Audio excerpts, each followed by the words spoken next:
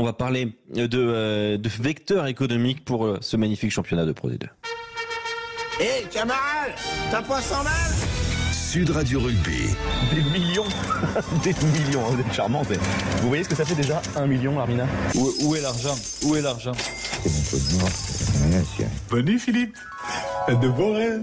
Je n'étais rien et voilà qu'aujourd'hui, je suis le gardien du sommeil de ces nuits. Je l'aime à mourir.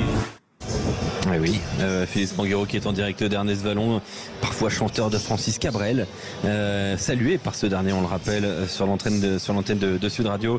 Et puis aussi, pour cette finale de Pro D2, oui, Philippe Spanghero, grand chanteur. Philippe, la Pro D2 progresse sur le terrain. On l'a très clairement dit tout à l'heure avec le président René Bouscatel qui a rappelé au passage que Sud Radio est la radio du rugby. Et il a bien fait, il a très bien fait de le rappeler. Il a souligné cette très belle statistique de 44 points marqués par match. Et puis aussi ces affluences qui augmentent dans les stades, 5 000 supporters de moyenne par journée dans les stades de Pro D2. On peut mettre ce championnat progresse. Oui, ce championnat... Oui, mais donc carton bleu. Oui, ce championnat progresse à tous les niveaux et on le répète, on peut que saluer ce qu'on vit en France et à quel point la structuration de ce championnat est importante et dans la formation des joueurs qui viennent ensuite nourrir le top 14 et notre équipe nationale et dans la pérennité d'une économie dans des villes moyennes et de ce que représentent ces clubs à l'échelle de certaines villes et de certaines régions. Et donc c'est vrai que ce travail il est remarquable. 5000 personnes d'affluence moyenne, c'est beaucoup. Je le répète, mais on sait que ce soit en top 14 ou en Pro D2, il y a des similitudes. C'est le fait que l'économie générale se fait sur les jours de match, c'est-à-dire ce qui concerne la billetterie et les sponsors, le partenariat. Mais en Pro D2, il y a un socle financier qui est beaucoup plus simple puisque la reversion des droits télé fait que ça pèse plus lourd en termes de proportion dans les budgets des clubs de Pro D2 et donc ça sécurise beaucoup. Ça explique pourquoi notamment avec la conjonction de ces droits télé qui ont augmenté et cette affluence moyenne qui augmente, ces niveaux de pertes très faibles qu'on n'a quasiment jamais connus, niveau de pertes cumulées dans ce championnat de Pro D2, ce qui en fait un championnat très sain, stable et du coup comme les bases sont solides, on peut se projeter avec des évolutions encore régulières et puis un championnat qui va encore grandir et encore attirer de plus en plus de monde dans les stades. Quels sont les stades justement, puisque tu l'évoques, les stades qui sont des stades émergents, ceux qui connaissent la plus forte évolution positive en termes d'affluence? Clairement, les stades qui tirent cette compétition vers le haut, c'est Oyo, c'est Grenoble, c'est ces clubs qui ont des stades d'abord peut-être plus récents, un peu plus grands, qui sont plus calibrés. On parle d'équipes qui ont fait des allers-retours avec le top 14, donc forcément qui avaient des infrastructures et un socle de public qui leur permettait d'avoir de l'ambition. Non, Biarritz c'est faible en termes d'affluence. C'est faible. Non, Biarritz c'est très faible. Justement, on va en parler. C'est Vannes la meilleure affluence, Philippe. Alors en cumulé, c'est Vannes la meilleure affluence, mais il y a aussi sur certaines affiches, vous avez la capacité qu'a Vannes, par exemple, à Grenoble, d'avoir 15, 16, 17 000 personnes sur une grosse affiche de championnat. Et donc, c'est ces clubs qui tirent cette affluence moyenne vers le haut. Et je crois que ça va encore progresser parce que, je le répète, il y a des joueurs qui émergent, il y a de belles têtes d'affiche. Et puis, il y a des clubs solides financièrement et qui peuvent raconter une histoire, créer de la vie autour des matchs et devenir un vrai lieu de vie au-delà même du match. Et c'est ce qu'il faut réussir à faire pour générer ce qu'on appelle de nouvelles ressources. Ouais, ces nouvelles ressources-là, justement, il y a des déceptions. Il y a des clubs historiques qui voient leur influence s'effondrer. On parle de Montauban qui est à 5000 spectateurs par match, est-ce décevant ou non? Et puis on parle évidemment de Biarritz, 4126 spectateurs en moyenne à Aguilera. Là par contre on est très très loin des standards d'un club qui a été aussi rayonnant ces 25 dernières années. C'est intéressant de faire cette analyse-là parce qu'on se rend compte de quoi? On se rend compte du fait que c'est deux équipes qui ont souffert sportivement. Et donc on revient toujours au même sujet, on est dans une économie qui est très particulière, ce qu'ont du mal à comprendre certains capitaines d'industrie quand ils rachètent les clubs, où ils veulent appliquer les méthodes de l'entreprise.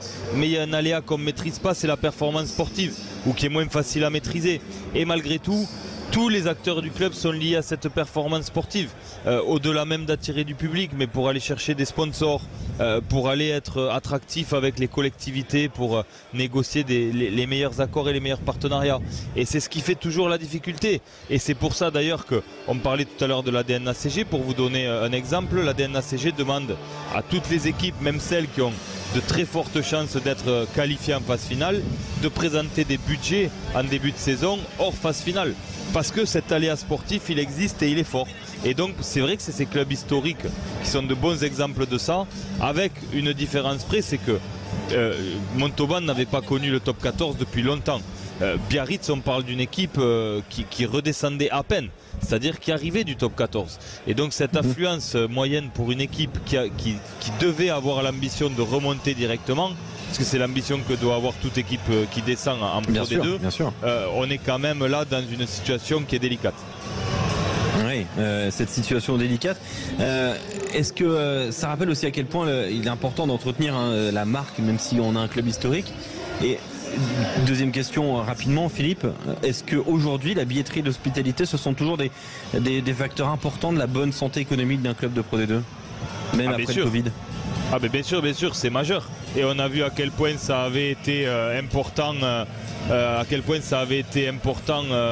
pendant le Covid justement, ce soutien des partenaires qui avaient abandonné une partie des prestations non consommées et qui avaient renouvelé leur soutien au club la saison suivante. Donc ça reste le socle. Mais comme je le disais, par exemple, on va parler d'un club moyen de Pro D2, il va recevoir un peu plus de 2 millions de droits télé sur un budget moyen en Pro D2 aux alentours de 7 millions et demi. Ben, ça pèse beaucoup, ça pèse quasiment un tiers. 30% du budget, alors qu'en top 14 vous avez un budget moyen qui est à presque 30 millions d'euros et les droits télé pèsent moins de 4 millions. Donc voilà, mis en perspective, la Pro D2 est moins sous l'obligation de la surperformance du partenariat et de la billetterie, mais malgré tout c'est un baromètre très important dans l'attractivité. Julien Thomas, est-ce que tu vois un changement de rapport de force en Pro D2? Est-ce que tu vois des clubs émergents durablement? Des clubs émergents, oui, il y a des bassins comme Vannes, notamment, on en parlait, qui remplit, mais c'est parce que quand je regarde, parce que quand Philippe nous donnait son analyse, c'était intéressant parce que rien que l'Occitanie, tu as Béziers, tu as Narbonne, tu as Perpignan, bon, il y a la concurrence autour. Il y a la concurrence autour, donc effectivement, et on regarde la finale de Pro D2, le stade n'est pas plein à Ernest Vallon. Vannes, c'est plein parce que c'est pas une terre forcément de rugby, de terroir rugbystique, mais on regarde La Rochelle en top 14 autour, il n'y a pas grand chose. La Rochelle, exactement, La Rochelle c'est identique. Et je suis allé sur du côté de Nantes pour France-Fidji, le stade il est guichet fermé.